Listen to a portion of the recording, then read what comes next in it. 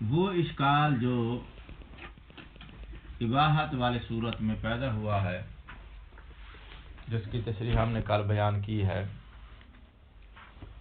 اس اشکال کو رفع کرنے کے لیے یہ جواب دیا ہے کہ جو حکم واقعی ہے اس کے ساتھ جب شارع کا ارادہ تعلق نہیں پائے گا تو وہ حکم ڈی گریڈ ہو کے انشائی کے درجے میں چلا جائے گا۔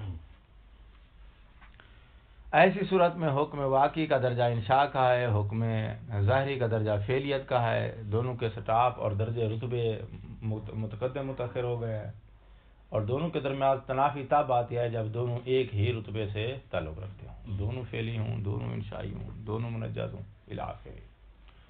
تو رتبے میں فرق آنے کی وجہ سے ان کے درمیان اب تنافی نہیں رہے گی۔ رتبے میں فرق دے کر ایک کا رتبہ فعلیت کا، دوسرے کا رتبہ انشائی کا بنا کے انہوں نے رفع کیا ہے اس تنافی کو جو حرمت اور اباحت کے درمیان آ رہی تھی۔ واضح ہو گئی بات؟ یہ تیسرا جواب ہے۔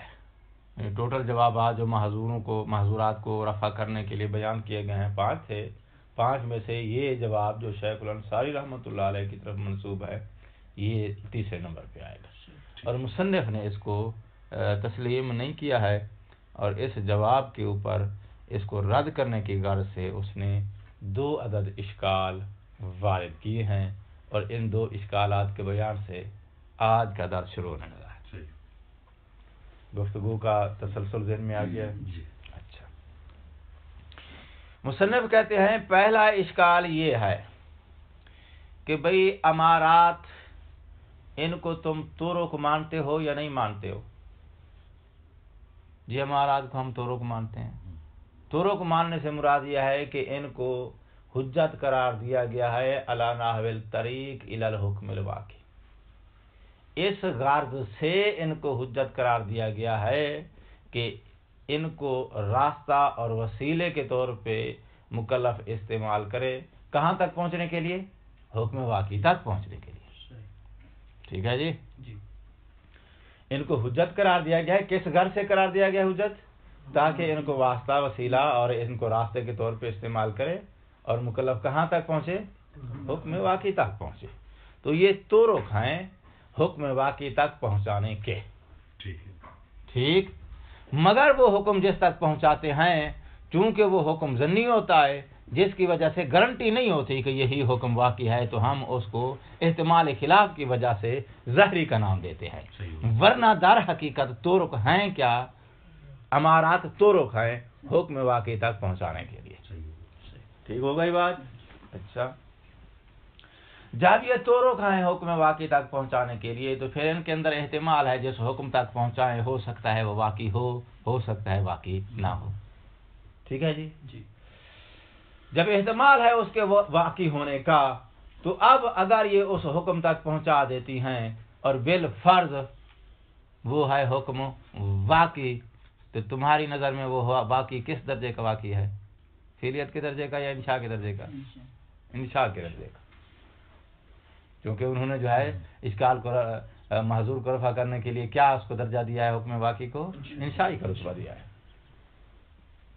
اچھا، تو اب اگر امارات پہنچا دیتی ہے مکلف کو حکم تک، اور وہی وہ حکم جس تک پہنچایا ہے تو رکنے بالفرض وہی حکم واقعی ہے، تو وہ حکم واقعی کس درجے کا حکم واقعی ہوگا؟ انشاء کے درجے کا۔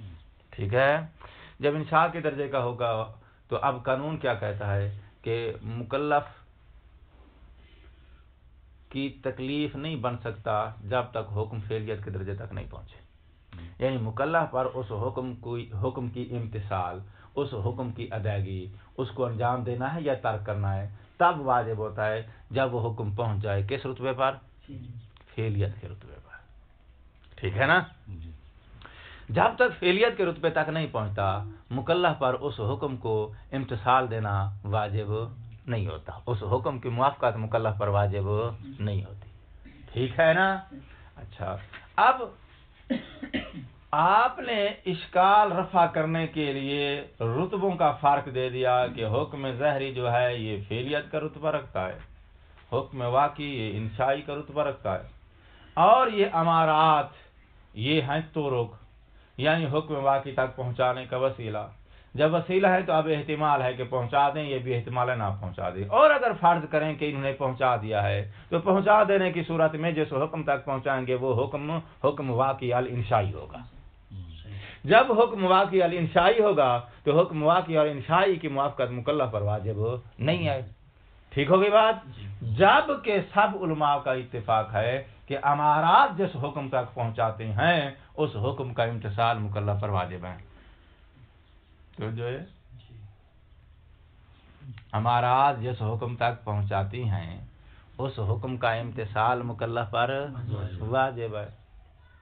جبکہ تمہارے قول کی بنا پہ جس حکم تک پہنچایا ہے امارات نے وہ بنتا ہے انشائی کے درجے کا، اور انشائی کے درجے والے حکم کا امتثال واجب نہیں ہوتا.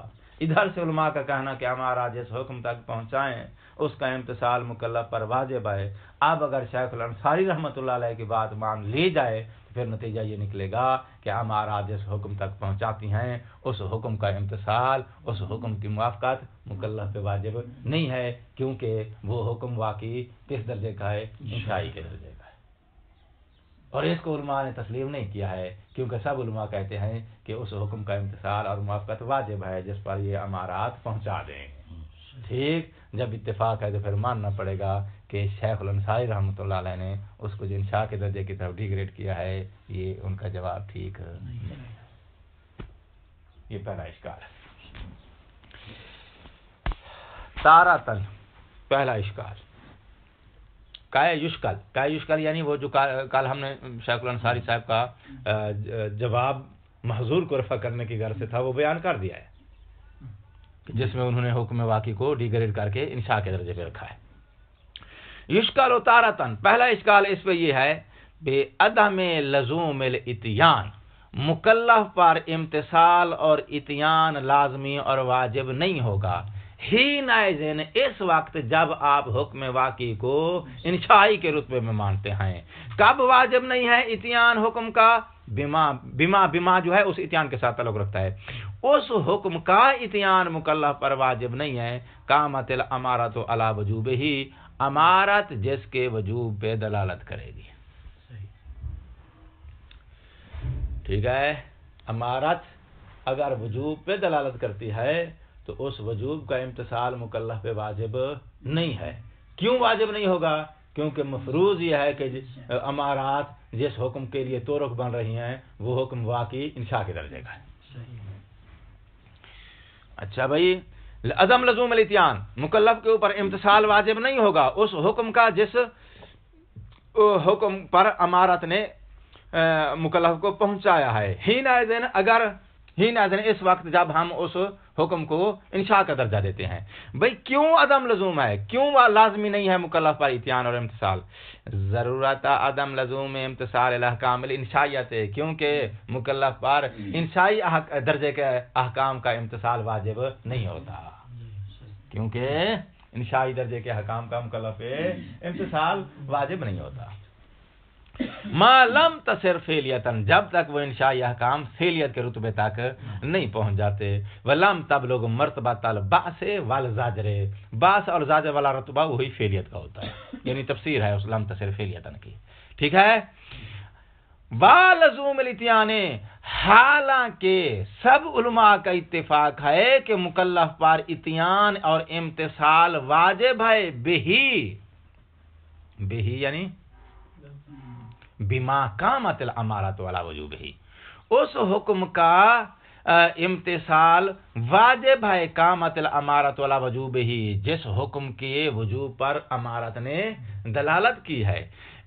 بہی یعنی بما قامت، اتیان مکلف پر واجب ہے. بہی یعنی بما، اس حکم کا جس پہ امارت نے مکلف کو پہنچایا ہے. یہ لزوم الاتیان، اس حکم کا اتیان کا لازمی ہونا، مما ان امور میں سے ہے، لا یحتاج الی مزید بیان، جو احتیاج نہیں رکھتا ہے کہ اس کو آپ ثابت کرنے کے لیے مزید بیان اور برہان قائم کریں. مطلب یہ کہ سب علماء متفق ہیں کہ اس حکم کا امتثال مکلف پہ واجب ہے جس حکم کو امارت بیان کرے. حالانکہ بات ایسی ہے، جب ایسے ہے تو پھر شیخ صاحب نے جو اس کو انشاء کے درجے پہ ڈی گریڈ کیا ہے وہ صحیح نہیں ہے۔ اب بتاؤ یہ بات واضح ہوئی ہے یا نہیں ہوئی؟ اشکال کلیئر ہو گیا نا؟ اچھا، اب اشکال مکمل ہو چکا ہے۔ اشکال مکمل ہونے کے بعد اسی اشکال کے حوالے سے مصنف ایک دفعہ شیخ الانصاری رحمۃ اللہ علیہ کی جانب سے مدافع بنے گا، یعنی ان کی طرف سے دفاع کا بھی انہوں نے جو ہے وہ مجال رکھی ہے، آپشن رکھا ہے کہ میں نے جو اشکال دیا ہے اس اشکال کا جواب دینے کے لیے ان کا کوئی دفاع کرنا چاہے تو اس طریقے سے دفاع کر سکتا ہے، پھر اس دفاع کو رد کرے گا، دفاع دے گا ان کی طرف سے، پھر اس دفاع کو رد کرے گا، اور 2 بار ایسے کرتے ہیں وہ، 2 بار ان کی طرف سے دفاع کیا گیا ہے اور 2 بار ہی ان کے دفاع کو پھر رد کیا گیا۔ آخر نتیجہ کس پہ منتہی ہوا ہے؟ دفاع کے رد پہ، کہ دفاع جو کیا گیا ہے وہ دفاع تام نہیں ہے۔ تو دفاع تام نہیں ہے تو اشکال اس کا مطلب ہے اپنی جگہ پہ دوبارہ پلٹ کے بیٹھ جاتا ہے، اور اشکال کے بیٹھ جانے کی صورت میں ہم شیخ الانصاری رحمۃ اللہ علیہ کے وہ انشاء والی توجیہ کو تسلیم نہیں کریں گے۔ تصویر ذہن میں آ رہی ہے گفتگو کی؟ اچھا جی، آپ دفاع سنو۔ لا یقال، دفاع میں نہیں کہا جا سکتا، لا مجال لہذا الاشکال، یہ جو اشکال آپ نے وارد کیا نا شیخ انصاری رحمۃ اللہ علیہ کے اوپر، اس اشکال کو وارد کرنے کی یہاں گنجائش نہیں بنتی۔ کیوں نہیں بنتی بھائی؟ جواب سنیں، دفاع سنیں۔ کہتے ہیں مانتے ہیں کہ وہ حکم واقعی عدم، علیکم السلام ورحمۃ اللہ وبرکاتہ، عدم تعلق ارادت شارع کے ارادے کا اس کے ساتھ تعلق نہ پانے کی بنا پہ وہ حکم فعلی جو ہے ڈی گریڈ ہو کے انشاء میں چلا جاتا ہے، یہ ٹھیک ہے۔ لیکن جس وقت امارت اس پہ قائم ہوگی، امارت اس حکم کو بیان کرے گی، تو امارت کے بیان کرنے کی صورت میں امارت سبب بنے گی۔ کس بات کا سبب بنے گی؟ اس کو انشاء سے نکال کے دوبارہ فعلیت کے درجے میں تحویل کرنے کی۔ تو امارت کے قیام کے بعد بے سبب قیام الامارات وہ حکم پھر انشاء سے ترقی کر کے دوبارہ فعلیت کے رتبے میں پہنچ جائے گا۔ اس وجہ سے اس حکم کا امتثال واجب ہے جس کو امارت بیان کرتے ہیں۔ یہ شرم صحیح نے کہا ہے دفاع میں۔ اب یہ کنفرم نہیں ہے کہ انہوں نے خود کہا ہے یا دفاع کے طور پہ کسی نے ان کی طرف سے کہا ہے، کلیئر نہیں ہے، مطلب یہ کہ دفاع آیا ہے ان کی طرف۔ ٹھیک ہے جی،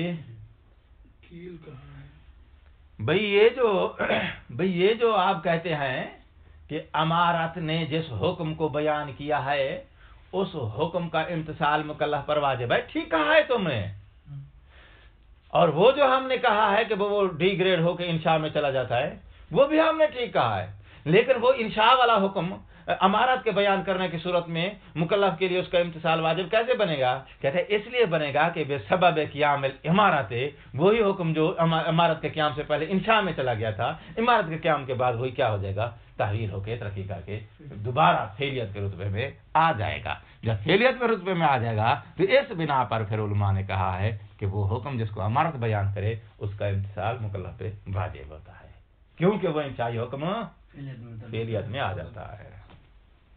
یہ دفاع ہے۔ لا یقال لمجال هذا الاشکال، یہ جو اشکال آپ نے دیا ہے انشاء اور فعلیت کے فرق کا، یہ اشکال جو ہے وارد نہیں ہوتا ہے۔ لو قیلا بانہا، اگر قائل ہو جائیں بانہا کہ وہ تکالیف الواقعیہ کانت قبل اداء الامارۃ الیہا انشاءیتاً، کہ وہ تکالیف الواقعہ امارت کے ادا سے پہلے، یعنی امارات کے قیام سے پہلے، اداء الامارۃ الیہا، الیہا یعنی وہ تکالیف الواقعہ جن کو آپ نے ڈیگریڈ کیا ہے، وہ احکام الواقعہ، وہ تکالیف الواقعیہ قبل قیام الامارات انشائیتاً، اگر قائل ہو جائیں کہ امارت کے قیام سے پہلے وہ کیا ہیں، کس رتبے میں ہیں؟ انشائی کے رتبے میں ہیں، یہ اگر قائل ہو بھی جائیں تو لا مجال لہذا الاشکال، اس اشکال کی مجال نہیں بنتی۔ کیوں؟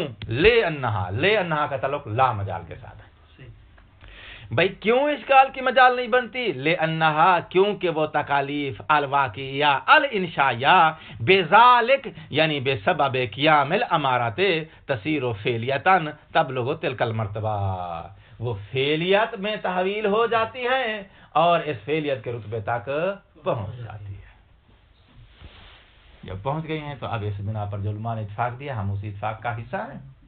ہم بھی کہتے ہیں کہ واقعاً مکلف امارات کے بیان کردہ حکم کو معاف کر دینا واجب ہے. اور اس کا مطلب یہ کہ شیخ صاحب یہ مراد تھی جو آپ نے بیان کی ہے دافع نے. شیخ صاحب نے صرف دفاع دیا ہے اس معذور کا جو اباحت اور حرمت واقعی کے درمیان تھا، جو ٹکراؤ اور تنافی تھی. جی.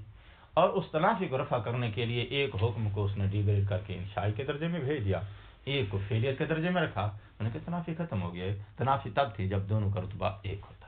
وہ خلط خروش. اب مدافعین اور اشکال کرنے والی جماعت آ گئی ہے. ایک نے اشکال اٹھا دیا اس کے اوپر کہ بھائی جو ہے امارات تورک ہیں تو تورک کا کام ہے حکم واقعی تک پہنچانا، اور تورک جو ہیں یہ جو کہ ضمنی تورک ہیں تو ان میں احتمال ہے حکم واقعی تک پہنچائیں، یہ بھی احتمال ہے نہ پہنچائیں. اور اگر فرض کریں کہ یہ پہنچا دے تو ایسی صورت میں وہ حکم تو حکم انشائی ہوگا. جب انشائی ہوگا تو اس کا امتثال واجب نہیں ہوگا، جبکہ سب علماء کہتے ہیں اس کا امتثال ٹھیک ہو گئے نا بات. اب اگلی بات جو چل رہی ہے وہ پھر وکیلوں کے درمیان چل رہی ہے. مدعی خاموش ہے، انصاری صاحب خاموش ہے. تو یہ اشکال ہو گیا. اشکال کے بعد پھر اس کے اشکال کا یہ دفاع ہو گیا. اب ہم اس دفاع کو دوبارہ رد کریں گے کہ تمہارا دفاع ٹھیک نہیں ہے. دفاع سمجھ میں آ گیا ہے. جی. اب اس دفاع کا رد سنیں، رد مصنف کی جانب سے. میں اب کیا بیان کرنے لگا ہوں؟ دفاع کا رد، کیونکہ اب باری ہے دوسرے فریق کی جو دفاع کے مقابلے میں بولے گا. وہ کہتے ہیں دیکھیں بھائی، انشاء کے بعد اگلا رتبہ کس کا ہے؟ فعلیت کا. اس کا مطلب یہ ہے کہ فعلیت کا حکم لگایا جائے گا کس پہ؟ اسی انشائی درجے والے حکم پر. اسی انشائی درجے والے حکم کو ہم کیا کریں گے؟ فعلیت کی طرف بھیجیں گے. تو فعلیت جو ہے ایز اے حکم لاگو ہوگی. کس کے اوپر لاگو ہوگی؟ اس حکم پر جو انشاء کے درجے میں کھڑا ہے. ٹھیک ہے.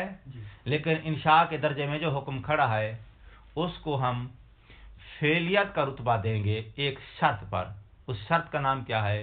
قیام الامارت. اگر امارت قائم ہے تو پھر یہ فعلیت بنے گا. اگر امارت اس پہ قیام نہیں کرتی ہے تو فعلیت لفظ اگر کس کے لیے بولا جاتا ہے؟ شرط کے لیے. تو قیام الامارت کیا ہو گئی؟ شرط. ٹھیک ہے جی. جب قیام الامارت ہے شرط تو قیام الامارت والی شرط سے ہم ایک وصف انتظار کریں گے. اس جو وصف آ کے عارض ہوگی کس کو؟ اس انشائی درجے والے حکم کو. بھئی وہ کون سی وصف آ کے عارض ہوگی انشائی درجے والے حکم کو؟ کہتا ہے وہ وصف یہ ہے کونہ مؤدی الامارت. حکم انشائی اس کی صفت کیا ہونی چاہیے؟ مؤدی للامارت. امارت کا وہ مؤدی بنے. مؤدی امارت یہ صفت اس انشائی حکم کے ساتھ عارض ہوگی، جمع ہوگی. تو مؤدی الامارت والی صفت اور انشائی حکم یہ دونوں ملیں گے. ملنے کی صورت میں پھر یہ تحویل ہو کے فعلیت میں جائیں گے. اگر یہ مؤدی الامارت والی صفت اس کے اندر پیدا نہیں ہوتی ڈائریکٹلی وہ انشائی حکم فعلیت کے درجے میں نہیں جائے گا.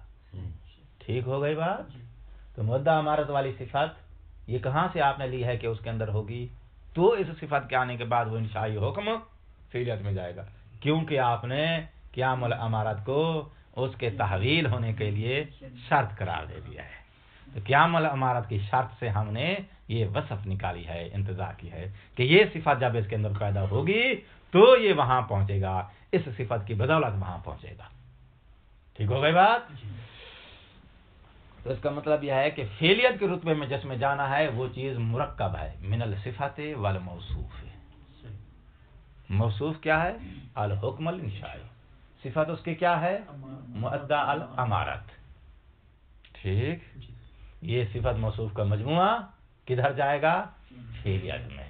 اگر ان میں سے صفت اس کے اندر حاصل نہیں ہو رہی ہے تو پھر وہ صفت جو جس کی بدولت اس نے فعلیت میں تبدیل ہونا ہے وہ صفت فاقد ہونے کی صورت میں پھر وہ اکیلا اپنی صفت کے بغیر انشاء کے فعلیت کے درجے کی طرف نہیں جا سکے گا. ٹھیک ہو گیا بات. تمہارے اس دفاع کا یہی نتیجہ نکلتا ہے. یعنی دفاع ابھی ہم اس دفاع کی تشریح دے رہے ہیں. جس نے دفاع کیا ہے اس کی دفاع سے ہم نے یہ تشریح نکالی ہے کہ تم نے جو کہا ہے کہ بے سبب قیام العمارات تھا وہ انشاء کے رتبے میں، لیکن بے سبب قیام العمارت، لفظ سبب پر دھیان دو، بے سبب قیام العمارت کیا ہو جائے گا؟ وہ تحویل ہو کے ترقی کر کے فعلیت میں چلا جائے گا. کہتے ہیں جب عمارت کو تم نے سبب بنایا تو اس کا مطلب یہ ہے کہ قیام العمارت ہے اس کے ترقی کرنے کی شرط. جب شرط ہے تو شرط سے ہم ایک وصف انتظار کریں گے جو اس موصوف کے اندر پیدا ہوگی تو یہ موصوف وہاں جائے گا. اس صفت کے بغیر یہ موصوف وہاں نہیں جا سکتا. تو اب فعلیت کے رتبے میں جس حکم نے آنا ہے صفت سمیت آنا ہے یا صفت کے بغیر آنا ہے؟ صفت سمیت آنا ہے، چونکہ اس درجے تک لے کے آنے میں اس صفت کو دخل ہے. اس صفت کے بغیر وہ اس درجے تک نہیں آ سکتا ہے. طے ہو گئی بات؟ تو اسے پھر اس کا یہی تشریح نکلی نا سبب قیام العمارت کی. کہتا ہے اس کا مطلب یہ ہے کہ فعلیت کا موضوع جو ہے وہ مرکب ہے من الصفت والموصوف ہے. فعلیت کا موضوع یعنی فعلیت کے درجے کا موضوع، یعنی فعلیت کا درجہ جس موضوع پہ آپ نے فعلیت کا حکم یا عنوان لگانا ہے، فعلیت کا عنوان آپ نے جس شے کو دینا ہے وہ شے کیا ہے؟ مرکب ہے من الصفت والموصوف. ٹھیک ہے جی؟ کہتا ہے یہ ہے تشریح تمہارے اس دفاع کی. اس تشریح کے بعد اب ہمارا سوال ہے صفت اور موصوف جو ہے نا، جب یہ موضوع بنے گا فعلیت کا، ٹھیک ہے؟ موضوع سمجھتے ہو؟ موضوع وہ جس کے اوپر آپ نے کوئی حکم لگانا، فعلیت کا حکم ہم لگا رہے ہیں، جس پہ لگا رہے ہیں وہ پھر اس کا کیا ہو جائے گا؟ موضوع ہو جائے گا. اور وہ کیا ہے؟ صفت اور موصوف کا مرکب ہے. اچھا، تو فعلیت کا حکم لگانے کے لیے آپ کو موضوع کا احراز چاہیے. کیونکہ فعلیت کا آپ حکم لگا رہے ہیں تو حکم لگانے کے لیے ضروری ہوتا ہے حکم لگانے سے پہلے موضوع کا احراز کیا جائے. موضوع کا احراز سمجھتے ہو؟ یعنی موضوع کی تشخیص اور اس کی آپ جو ہے وہ تشخیص دے لیں، اس کی چیکنگ کر لیں کہ واقعا وہ موضوع مکمل ہے یا نہیں ہے. ٹھیک ہے جی؟ چیز پیک کرنے سے پہلے چیک کی جاتی ہے کہ اس کی فٹنگ ٹھیک ہوئی ہے یا نہیں ہوئی، تاکہ ایسا نہ ہو کہ گاہک خرید کر کے گھر جا کے چلائے تو آگے وہ چلے ہی نہ. یہ چیکنگ جو ہوتی ہے نا، یہ چیکنگ کس لیے ہوتی ہے؟ تسلی کے لیے، اطمینان کے لیے کہ ہماری چیز ٹھیک ہے. حکم لگانے سے پہلے آپ اس حکم کے موضوع کا کیا کریں گے؟ احراز. چیکنگ کریں گے کہ حکم ہمارا مکمل ہے، ٹھیک ہے، صحت مند ہے، تاکہ اس کے اوپر یہ حکم لگایا جائے. ٹھیک ہے. کہتے ہیں موضوع کا احراز چاہیے اور موضوع مرکب من الصفت والموصوف ہے. احراز کرنے کے لیے آپ کے پاس دلیلیں ہیں دو. نمبر ایک وجدان، ٹھیک، اپنے وجدان سے کلیئر کریں گے کہ صفت موصوف دونوں پورے ہیں یا نہیں ہے. اور دوسری دلیل ہے ہمارے پاس، توجہ فرمائیے، ایک ہے امارت، ایک ہے وہ دلیل جس نے اس امارت کی حجیت کو پروف کیا ہے. یہ جملہ پہلے ریپیٹ ہو چکا ہے. ایک ہے امارت، ایک ہے وہ دلیل جس نے اس امارت کی حجیت کو پروف کیا ہے. اچھا، امارت جس حکم کو بیان کرتی ہے، اس والے حکم کو ہم نے کہاں نازل کیا؟ یہ ہے حکم ظنی.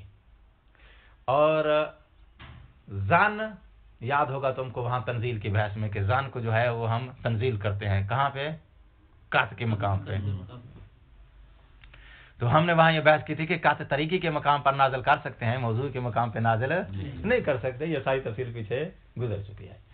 یہ جو دلیل ظنی امارت ہے، دلیل ظنی، اس نے جو حکم بیان کیا ہے وہ حکم ظنی ہے.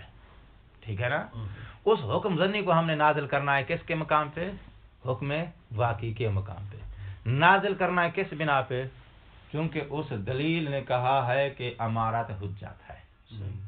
اگر وہ اس کی حجت کو پروف نہیں کرے گی تو اس کے بیان کردہ حکم کو آپ حکم واقعی کے مقام پہ نازل نہیں کر سکتے.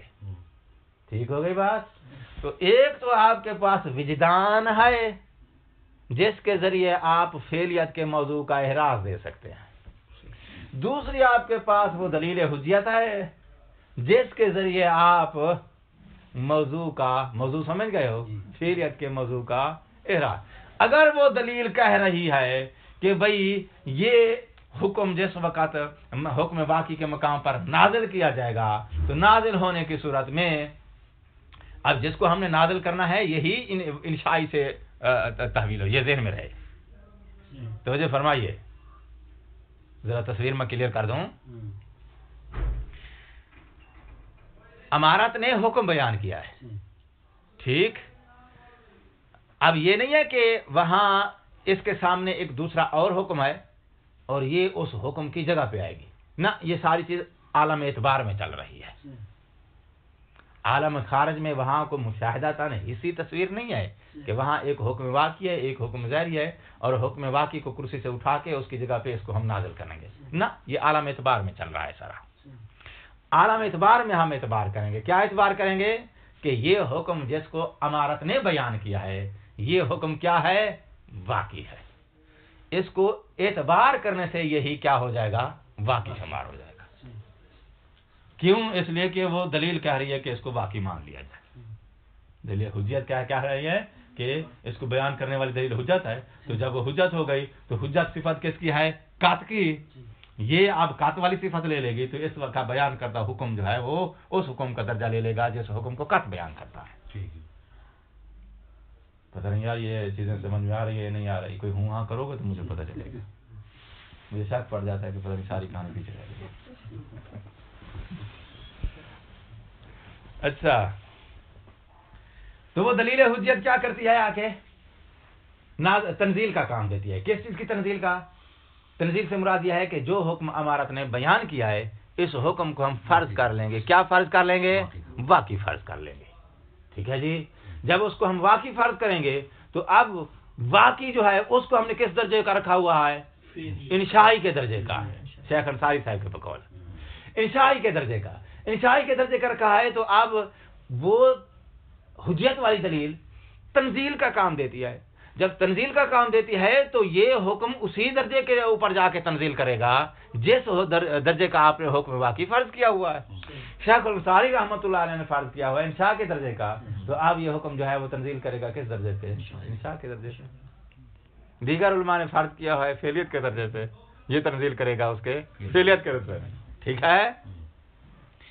اچھا، تو یہ تنزیل کس درجے پہ کرے گا شیخ الانصاری رحمۃ اللہ علیہ کی نظر کے مطابق؟ انشاء کے درجے پہ.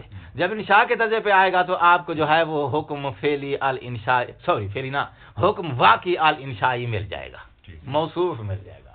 ساتھ آپ کو کیا ملنی ہے؟ صفت. کون سی؟ مدعے امارت والی. ٹھیک ہے نا. تو آپ نے یہ صفت موصوف انشائی درجے والا حکم جو کہ موصوف ہے، مدعا امارت ہونا یہ اس کی صفت ہے، یہ دونوں آپ پورے کریں گے. ان کو پورا کرنے کے لیے آپ کے پاس دلیل ہے دو، ایک حجیت والی دلیل، ایک وجدہ. ٹھیک ہے جی. ان دو دلیلوں کے علاوہ آپ کے پاس تیسری کوئی دلیل نہیں. اب اگر ان دونوں دلیلوں میں سے کوئی ایک دلیل یہ دونوں جو صفت موصوف پورے کر دیتی ہے تو پھر شیخ انصاری صاحب کا دفاع ٹھیک ہے، جس نے کہا ہے کہ قیام عمارت کے سبب وہ تحویل ہو کے فعلیت میں چلا جائے. اگر یہ دونوں چیزیں پورے نہیں ہوتی ہیں دونوں میں سے کسی دلیل کی روشنی میں تو پھر اس کا مطلب یہ ہوا کہ قیام عمارت کے سبب انشائی حکم تحویل ہو کے فعلیت کی طرف نہیں جائے گا. ٹھیک ہے نا. اب ہمارا سوال ہے دفاع کرنے والے سے کہ آپ کے پاس دلیلیں ہیں دو، آئیے ان دو دلیلوں کی روشنی میں ہمیں موضوع کے یہ دونوں جزء پورے کر کے دکھائیں، پورے ہوتے ہیں یا پورے نہیں ہوتے. ٹھیک. تو مصنف کہتا ہے بھائی ان دونوں دلیلوں کے ذریعے یہ دونوں جزء موضوع کے پورے نہیں ہوتے. دونوں جزء موضوع کے پورے نہیں ہوتے. بھائی ذرا بیان کریں بھی کیسے پورے نہیں ہوتے. کہتا ہے لے لیں پہلے وجدان والی دلیل کو. مصنف کہتا ہے وجدان والی دلیل کے ذریعے مودع والی صفت تو پوری ہو رہی ہے کہ وجدان کہہ رہا ہے کہ بھئی یہ حکم جب اس کے درجے پہ نازل ہوگا تو نازل ہونے کے بعد اس کو ہم مودع کا نام دے دیں گے. ٹھیک ہے نا. امارت کے بیان کیے ہوئے حکم کو جب ہم نازل کریں گے حکم واقعی الانشائی کے درجے پہ تو وہ حکم انشائی کے درجے پہ آنے والا حکم امارت کے بیان کی وجہ سے آیا ہے نا. جب امارت کے بیان کی وجہ سے آیا ہے تو اس کو آپ مودع والی صفت دیں گے. ٹھیک ہے نا؟ جی تو وجدان سے آپ مؤدہ والی صفت اس کو تو آپ کلیئر کر رہے ہیں، وجدان کہہ رہا ہے کہ مؤدہ والی صفت اس کے اندر پیدا ہو گئی ہے، ٹھیک ہے، لیکن اس جو موصوف ہے، موصوف آپ کا کیا ہے؟ حکم واقعی الانشائی. کہتے ہیں حکم واقعی الانشائی یہ وجدان کے ذریعے آپ پورا نہیں کر سکتے. کیوں؟ اس لیے کہ وجدان جو ہے وہ ہوتا ہے یقین کے برابر، اور جس دلیل نے اس حکم انشائی کو حکم انشائی الواقعی کہا ہے وہ دلیل ظنی ہے، ٹھیک ہے نا؟ تو ظنی دلیل کی صورت میں ظنی دلیل جب کسی حکم کو کہے گی کہ یہ حکم واقعی ہے، اس کے واقعی ہونے کو ہم یقین سے نہیں کہہ سکتے کہ واقعاً وہ واقعی ہے، ٹھیک ہے نا؟ تو آپ اس کے حکم واقعی الانشائی کے واقعی ہونے کا آپ وجدان اور یقین پیدا نہیں کر سکتے اس دلیل کے کہنے پہ جس نے اس کو بیان کیا ہے. مفروض یہ ہے کہ وہ ہمارا ہے. تو وجدان والی دلیل کی صورت میں آپ کے پاس دو جزو میں سے کون سا جز حاصل نہیں ہو رہا؟ موصوف. موصوف کے بارے میں آپ کو یقین نہیں ہے کہ جو حکم ہم نے اس وقت موصوف کی جگہ پر رکھا ہوا ہے یہی واقعاً حکم واقعی الانشائی ہے، ٹھیک ہے نا؟ کیونکہ یہ حکم لیا گیا کہاں سے؟ ظنی دلیل سے. لیکن اس کے مدعا ہونا کہتا ہے یہ وجدان مان رہا ہے کہ واقعاً اس کے اندر مدعا ہونے کی صفت موجود ہے، مگر وہ حکم یہی حکم واقعی انشائی ہے، کہتا ہے اس کا وجدان جو ہے اس کو پروف نہیں کرتا. تو وجدان دو میں سے کس جز کو پروف نہیں کر رہا؟ موصوف. تو یہ وجدان والی دلیل اس کا مطلب ہے دونوں جز کو پوری نہیں کر رہی، دونوں میں سے صرف ایک جز کو پورا کر رہی ہے. تو جب ایک جز کو پورا کر رہی ہے تو یہ دلیل بھی کارآمد نہیں ہے. ہمیں کیا چاہیے کہ دونوں جز پورے کریں. اب آ جاؤ کس دلیل کی طرف؟ حجیت والی دلیل کی طرف. تو مصنف کہتا ہے جو حجیت کو بیان کرنے والی دلیل ہے وہ ان دو میں سے جو دوسرا جز ہے صفت والا مدعا والا اس کو پورا نہیں کر رہی. تو جو ہے بھئی اس کو وہ کیوں پورا نہیں کر رہی؟ کہتے اس لیے کہ دلیل حجیت آ کے اس کی حجیت کو پروف کرے گی، ٹھیک ہے؟ اس امارت کی حجیت کو پروف کرے گی. جب امارت کی حجت کو پروف کرے گی تو حجت کو پروف کرنے کے بعد اس کا بیان کردہ حکم، ٹھیک ہے نا، وہ نازل ہو جائے گا کس کے مقام پہ؟ حکم واقعی کے مقام پہ. حکم واقعی کے نازل ہونے کے بعد اس کو صفت ملے گی کہ انہو مؤدی للامارت. وہ حکم واقعی کیا ہے؟ مؤدی للامارت ہے. مؤدی للامارت کی صفت اس کے اندر پیدا ہوگی. کب پیدا ہوگی؟ کہتا ہے تنزیل کے بعد یا تنزیل سے پہلے؟ تنزیل کے بعد، ٹھیک ہے نا؟ تنزیل کے بعد جب اس کو حکم اس کے بیان کردہ حکم کو آپ نازل کریں گے حکم واقعی کے مقام پہ تو پھر وہ حکم واقعی اس کے اندر صفت آئے گی کس کی؟ مؤدی کی. اچھا تو مؤدی کی صفت بعد میں پیدا ہوئی ہے، ٹھیک ہو گئی نا بات؟ اب قانون یہ ہے کہ یہ صفت اس کا مطلب ہے متأخر ہے. کس سے متأخر ہے؟ موضوع سے. موضوع سے نا، اس دلیل حجت، یعنی دلیل حجت اپنا کام دکھائے گی تو مؤدی کی صفت اس کے اندر آئے گی، ٹھیک ہے نا؟ جب مؤدی ہونے والی صفت دلیل حجت کے اپنا کارنامہ اور اپنا کام دکھانے کے بعد اس کے اندر پیدا ہوگی تو پھر اس کا مطلب یہ ہوا کہ یہ صفت جب بعد میں پیدا ہوئی ہے. اب اس نقطے پر دھیان دینا ہے، مؤدی ہونے کی صفت بعد میں پیدا ہوئی ہے اس کے اندر، تو بعد میں پیدا ہونے کی صورت میں لازم یہ آئے گا کہ حکم انشائی، حکم واقعی الانشائی مدعا والی صفت سے اس وقت محروم تھا جس وقت دلیل حجیت نے امارت کے بیان کردہ حکم کو اس کے مقام پہ نازل کیا ہے.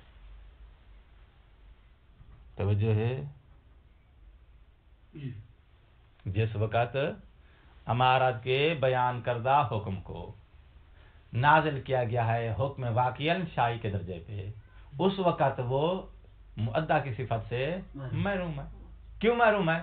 اس لیے کہ مفروض یہ ہے کہ مؤدی کی صفت پیدا ہوئی ہے حجت والی دلیل کے اس تنزیل کو مکمل کرنے کے بعد، ٹھیک ہے نا، جب بعد میں یہ صفت اس کے اندر پیدا ہوئی ہے، پہلے پیدا نہیں تھی، تو اس کا مطلب یہ ہے کہ آپ پھر مؤدہ والی صفت کو، چونکہ یہ اس کے بعد میں پیدا ہوئی ہے، آپ اس کے ذریعے ثابت، حجیت والی دلیل کے ذریعے ثابت نہیں کر سکتے، یعنی یہ حجیت کا مدلول نہیں بن سکتا.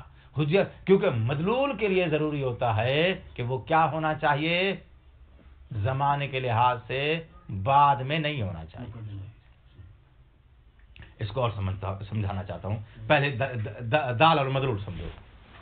جب کوئی لفظ بولا جاتا ہے نا، تو وہ اپنے مدلول پر دلالت کرے گا، اس مدلول پر جو اس کی دلالت کی ارینج میں ہے، ٹھیک ہے نا، اور جو چیز اس پہ دلالت کرنے کے بعد اس کے اندر پیدا ہوئی ہے، وہ چیز اس کے مدلول میں شامل نہیں ہوگی. میں اس کو اور انداز میں سمجھاتا ہوں. موبائل لفظ ہے، ٹھیک ہے جی، یہ اس لفظ کا کیا ہے، مدلول ہے. اب سوال یہ ہے کہ مدلول کی صفت اس موبائل کے اندر لفظ کی دلالت کے بعد پیدا ہوتی ہے یا دلالت کرنے سے پہلے اس کے اندر تھی؟ مدلول کی صفت ہے اس کے اندر یا نہیں ہے؟ موبائل موصوف ہے، لفظ موبائل یہ جو میرے ہاتھ میں ہے یہ مدلول ہے، ٹھیک ہو گئی بات. اور اس لفظ کا مدلول ہونا اس کی صفت ہو گئی، ٹھیک ہے نا. مدلول ہونا صفت ہے یا نہیں ہے؟ مدلول ہونا صفت ہے نا. مدلول ہونا کس کی صفت ہے؟ اس چیز کی صفت ہے. اب سوال یہ ہے کہ مدلول ہونا جو کہ صفت ہے، اس کی جو چیز میرے ہاتھ میں ہے، یہ مدلول ہونے والی صفت، یہ صفت اس کے اندر جس وقت لفظ موبائل نے اس پر دلالت کیا ہے، دلالت کرتے وقت یہ مدلول کی صفت اس کے اندر تھی یا دلالت کرنے کے بعد یہ صفت اس کے اندر پیدا ہوئی ہے؟ پہلے تھی. ہاں پہلے تھی. یہ تو اگر پہلے تھی تو پھر اس کا مطلب یہ ہے کہ ابھی لفظ نے اس پہ دلالت نہیں کی، اور دلالت کرنے سے پہلے ہی مدلول کی صفت اس کے اندر پیدا ہو گئی ہے. لفظ نے ابھی دلالت ہی نہیں کی ہے، اور دلالت کرنے سے پہلے ہی اس کے اندر مدلول کی صفت پیدا ہو گئی ہے. تو پھر جیسے ہی لفظ بولیں گے اس میں جو آ جائے گی. یہی شبہ ہے، آپ دھیان نہیں دیتے نا. روزمرہ کی جو چیزیں ہوتی ہیں نا، کثرت استعمال کی وجہ سے انسان غافل رہتا ہے. تو مدلول کی صفت جو ہے وہ دلالت کے تحقق کے بعد اس کے اندر پیدا ہوگی. اگر پیدا پہلے ہو جائے تو پھر لازم آیا جائے گا کہ سبب اور علت سے پہلے معلول وجود میں آ گیا ہے، کیونکہ یہ صفت معلول ہے. کس کی؟ دلالت سبب بنی ہے اس صفت کو اس کے اندر ایجاد کرنے کی. دلالت کو سبب مانتے ہو یا نہیں مانتے ہو؟ یہ صفت اس کے اندر جو پیدا ہوئی ہے، کیا کہاں سے پیدا ہوئی ہے؟ دلالت کی وجہ سے پیدا ہوئی ہے. جو دلالت سبب ہے، علت ہے اس صفت کے اس کے اندر پیدا ہونے کی. ٹھیک ہے آقا جان؟ جب دلالت سبب بنے گی اس کے ایجاد کرنے کی، تو پھر اگر دلالت سے پہلے مانتے ہو تو لازم آئے گا کہ مدلول ایجاد ہو گیا ہے علت آنے سے پہلے. لا محالہ پھر آپ کو دلالت کے سبب کے حاصل ہونے کے بعد اس صفت کے وجود کو مانو گے.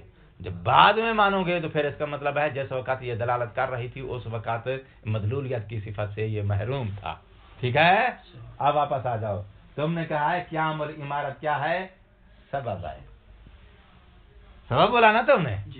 تو یہ صفت جو مؤدہ ہونے کی صفت جو ہے یہ معلول ہو گئی نا قیام العمارت کی. ٹھیک ہے نا. اب سوال یہ ہے کہ جب یہ معلول ہے تو جس وقت دلیل حجیت نے اپنا کام دکھایا ہے اور اس حکم کو جس کو عمارت نے بیان کیا ہے، دلیل حجت کی بنا پہ اس حکم کو آپ نے حکم واقعی اور انشائی کے مقام پہ نازل کیا ہے، تو یہ مؤدہ ہونے والی صفت چونکہ پیدا ہوئی ہے اس قیام عمارت سے، یہ حجت والی دلیل سے، حجت والی دلیل اس قیام مؤدہ والی صفت کی کیا ہے؟ سبب ہے. جب سبب ہے تو سبب جو ہے مسبب جو ہے وہ سبب کے متحقق ہونے کے بعد متحقق ہوتا ہے. ٹھیک ہے نا. تو جس وقت آپ اس عمارت والے بیان کردہ حکم کو حکم واقعی الانشائی کے رتبے پہ نازل کر رہے تھے تو اس وقت پھر وہ حکم واقعی الانشائی جو ہے مؤدہ والی صفت سے محروم ہے. اگر پہلے مانتے ہو تو لازم آئے گا کہ سبب سے پہلے اس کا معلول وجود میں آ گیا ہے. تو پھر چونکہ قیام العمارت اور حجیت والی دلیل کیا ہے؟ سبب بن رہی ہے اس مؤدہ والی صفت کے اس کے اندر ایجاد کرنے کی. لہذا سبب کے آنے سے، علت کے آنے سے پہلے یہ صفت اس کے اندر ایجاد نہیں ہو سکتی. جب پہلے نہیں ایجاد ہو سکتی تو یہ صفت کب ایجاد ہوگی؟ بعد میں. ٹھیک ہے نا؟ جب بعد میں پیدا ہوگی تو پھر اس کا بعد میں پیدا ہوگی تو اب قانون یہ ہے کہ بھائی یہ دلیل اس چیز پر دلالت کرے گی جو چیز اس کی دلالت سے پہلے وہاں موجود ہے، اس پر یہ دلالت کرے گی، اور جو چیز اس کی دلالت کرنے کے بعد وجود میں آئی ہے اس پر یہ دلالت نہیں کرے گی. کہنا یہ چاہتا ہوں کہ جو چیز اس دلالت کی وجہ سے پیدا ہوئی ہے وہ چیز اس دلالت سے متأخر ہے. جو دلالت سے متأخر ہے وہ پھر آپ اس شے کے اندر اس چیز کا وجود ثابت اس دلالت کے ذریعے ثابت نہیں کر سکتے. جیسے کہ میں نے موبائل کی مثال دی ہے تو لفظ موبائل کی دلالت کے ذریعے آپ مدلولیت والی صفت موبائل کے اندر پیدا نہیں کر سکتے. کیوں؟ اس لیے کہ وہ صفت پیدا ہوئی ہے اس دلالت کے بعد. جب بعد میں پیدا ہوئی ہے تو پھر یہ مدلولیت کی صفت یہ اس دلالت کا مدلول میں داخل نہیں ہوگی، کیونکہ مدلول میں داخل وہی چیز ہوتی ہے جو دلالت کے آتے ہوئے پہلے وہاں تھی. جو دلالت کے آنے کے بعد پیدا ہوئی ہے وہ اس کے مدلول میں شامل نہیں ہے. کوئی تصویر بات کے ذہن میں آئی ہے یا نہیں آئی؟ تو مصنف یہ کہتا ہے کہ اب اگر دلیل حجیت کو اگر ہم دیکھیں تو وہ اس مدعا والی صفت کو بیان نہیں کر رہی، وہ فقط بیان کر رہی ہے کس کو؟ کہ امارت کا بیان کردہ حکم وہ حکم واقعی کی جگہ پہ نازل ہو گیا ہے. بس ان کے بیان کردہ حکم کو حکم واقعی کی مقام پہ صرف تنزیل پر دلالت کر رہی ہے. جب تنزیل پر دلالت کرے گی تو تنزیل کے بعد موصوف آپ کو حاصل ہو جائے گا، لیکن موصوف کی جو صفت ہے وہ وجود میں آ رہی ہے قیام الامارت کے بعد. جب بعد میں آ رہی ہے تو اس کا مطلب یہ جو چیز بعد میں آئے وہ اس کی معلول ہے، اور معلول کو آپ اس کے اندر اس کے ذریعے ثابت نہیں کر سکتے. جیسا کہ لفظ موبائل کی دلالت کے ذریعے مدلول کی صفت آپ مدلول کے اندر ثابت نہیں کر سکتے، کیونکہ یہ مدلول کی صفت پیدا ہی اس دلالت کے تحقق کے بعد ہوئی ہے. یعنی قبلہ ثابت یہ کرنا چاہ رہا ہے کہ حکم واقعی پہلے بھی انشائی تھا، ابھی بھی انشائی ہے. ہاں انشائی رہ گیا ہے، مؤدہ والی صفت اس کے اندر پیدا رہی ہوگی. تو ہمارے پاس دلیلیں ہیں دو موضوع کے اعراض کے لیے، ایک وجدان ہے، ایک دلیل حجیت ہے. وجدان والی دلیل استعمال کرتے ہیں تو موصوف کا احراز نہیں ہوتا، کیونکہ وہ وجدان قطعی دلیل ہوتی ہے، اور آپ جو ہے وہ حکم جس کو آپ نے موصوف کی جگہ پر رکھا ہوا ہے اس کو آپ علی نحو الیقین حکم واقعی الانشائی نہیں کہہ سکتے.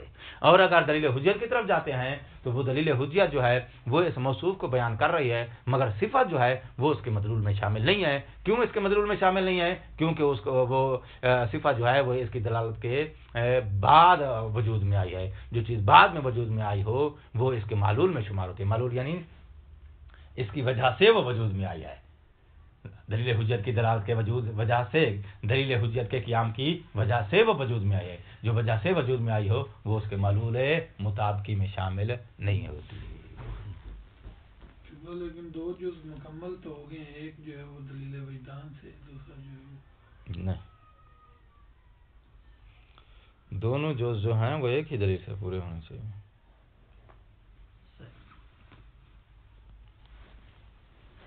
لا یقال فإنہ یقال، کیونکہ یہ جو تم نے دفاع دیا ہے کہ قیام عمارت کے سبب وہ حکم انشائی تحویل ہو کے فعلیت میں چلا جائے گا، یہ تمہارا دفاع ٹھیک نہیں ہے. کیوں؟ لا یکادو یحرزو، کیونکہ احراز نہیں ہو رہا بے سبب قیام العمارت المعتبرات. معتبرہ کا لفظ کیوں لگایا اس نے؟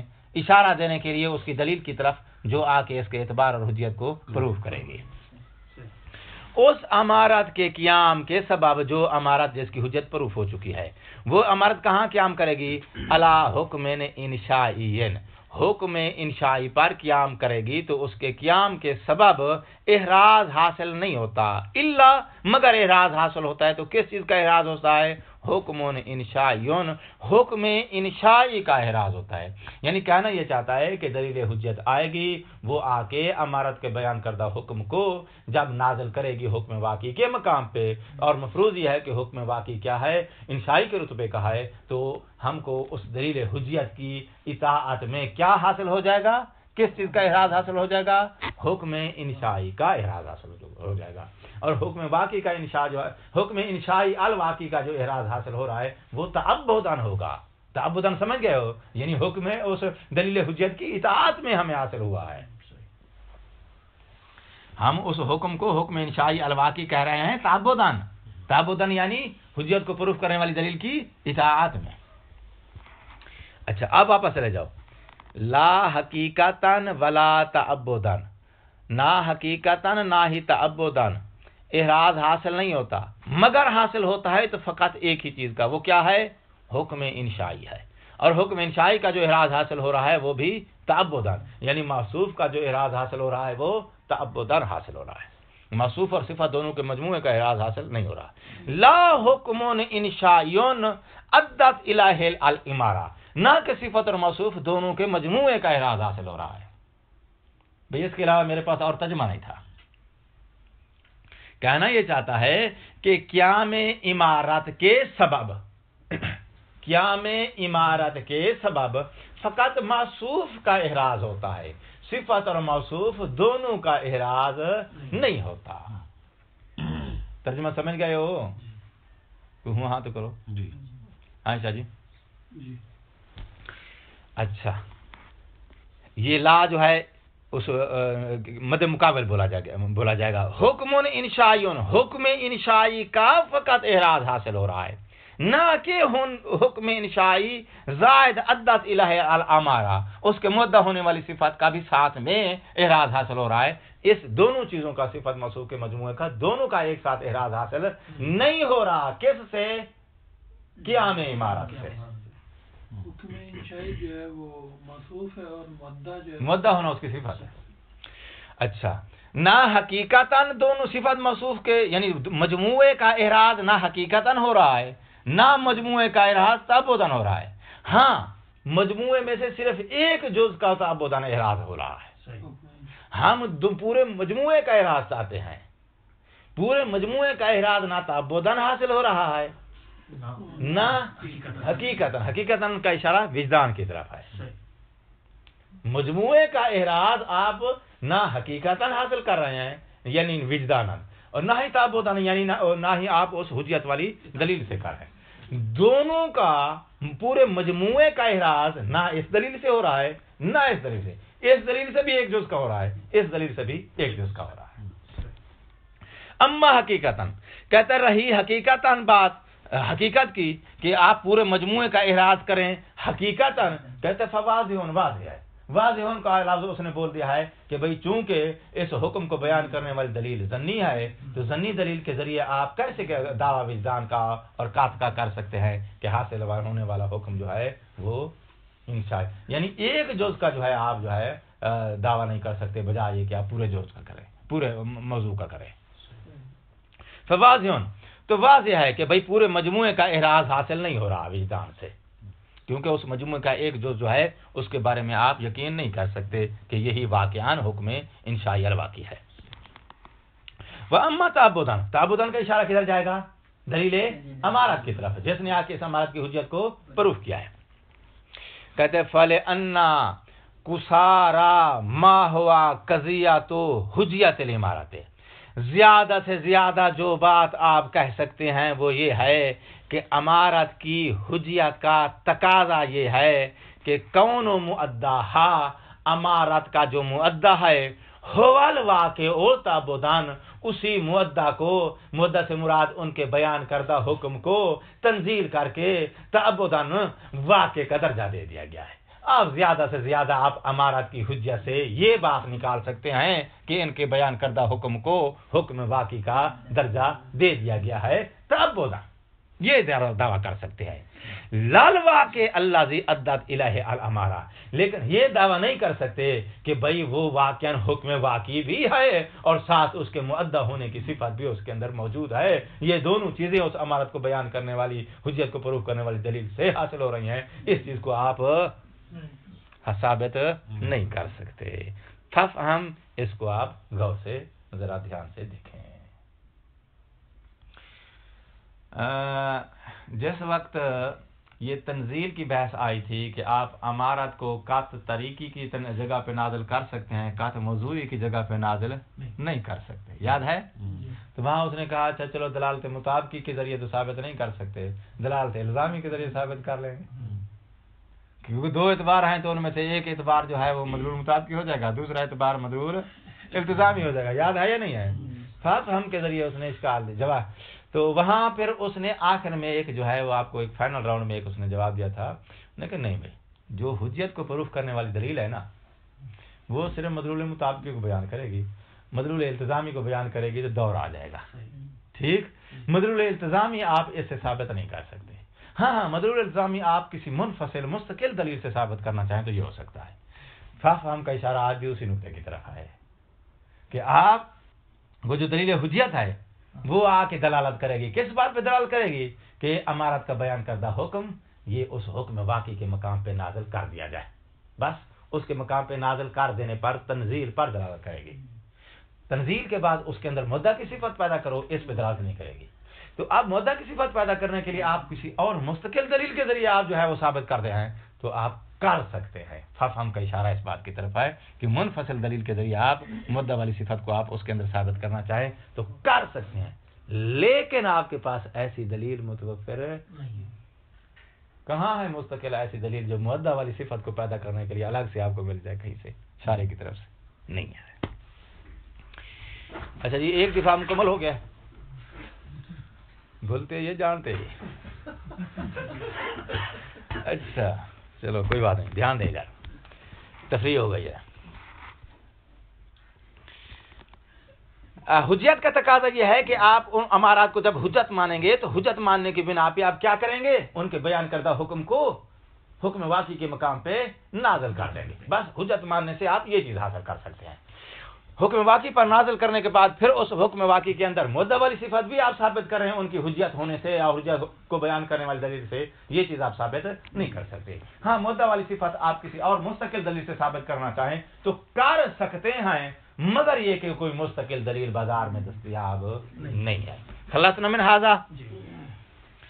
اچھا ٹائم ذرا دیکھیں تاکہ جو ہے اگلا دفعہ میں بیان کر سکوں. 10:04 ہو گئے بھئی.